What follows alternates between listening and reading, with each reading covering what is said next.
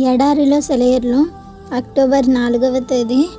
యెహోవా యోబును మొదట ఆశీర్వదించినంతకంటే మరి అధికముగా ఆశీర్వదించును. యోబు గ్రంథం 42వ అధ్యాయం 12వ వచనం. తన దుఃఖం మూలంగా యోబు తన స్వాస్యాన్ని తిరిగి పొందాడు. అతని దైవభీతి స్థిరపడడం కోసం అతనికి అగ్ని పరీక్షలు ఎదురైనాయి. నా కష్టాలన్నీ నా వ్యక్తిత్వం గంభీరమైనది కావడానికి, ఇంతకు ముందు లేని పవిత్రత నాలో మొగ్గ తొడగడానికే కదా సంభవించాయి. కారు చీకటి వల్ల, కన్నీళ్ళ వల్ల, మరణం వల్ల నేను మహిమను సంతరించుకున్నాను. నా మధుర ఫలం అతి కర్కశమైన ముళ్ళ మధ్యనే పండింది.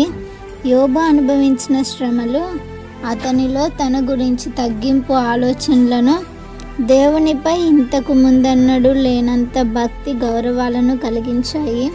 ఇప్పుడు నా కన్ను నిన్ను చూసింది అంటున్నాడు.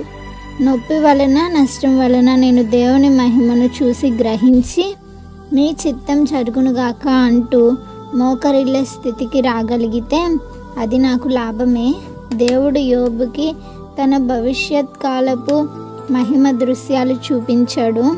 ఆ యాతన దినాల్లో యోబు తనకున్న ముసుగును తొలగించుకొని నా విమోచకుడు సజీవుడంటూ సాక్ష్యం ఇవ్వగలిగాడు. నిజంగానే ఇప్పుడు యోబు స్థితి మునుపటి స్థితి కంటే దీనకరమైనది. బాధ తనతో పాటు ఎప్పుడూ ఒక మేలును తీసుకువస్తుంది. బయటికి కీడులాగా కనిపించేవి మన లాభానికి అని తరువాత అర్థమవుతుంది. ఆత్మ విజయాలను సాధించిన ఎంతోమంది భక్తులు నిర్భయంగా, నిరాటంగా, విరామం లేకుండా తమ పనులను సాగించుకునే లక్షణం ఉన్నవాళ్ళు బాధకు సమ్మతించి చాలా కాలం సహించగలిగితేనే అందులోని దీవెన వారికి దక్కింది.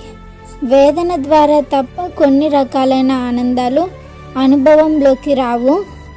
ఇహలోకపు దీపాలన్నీ ఆరిపోతేనే తప్ప పరలోకపు వెలుగు కనిపించదు. అరక దున్నితేనే తప్ప పొలం పంటనివ్వదు. శ్రమల ద్వారానే మన ఆత్మలు దృఢంగా రూపొందుతాయి. ఆత్మలో బలిష్ఠులైన వాళ్ళకు బోలెడని గాయపు మచ్చలుంటాయి. హతసాక్షుల మహిమ వస్త్రాలు అగ్నితో తయారై ఉంటాయి. దుఃఖపడేవారు తమ కన్నీళ్ళ గుండా పరలోక ద్వారాలను మొదటిసారి చూస్తారు. నీ గల సీమపై తలతల మెరిసే పసిడి హారాన్ని చూసి గ్రహించాను. ప్రేమలో నీ హృదయ స్థైర్యాన్ని, నువ్వు భరించిన అగ్ని బాధలని. ధీర హృదయమా వర్ధిల్లు, దగదగ మెరుస్తూ ప్రకాశించు. నువ్వు అనుభవించిన శ్రమల కోసం కృతజ్ఞతతో ఉండు. Praise the lord.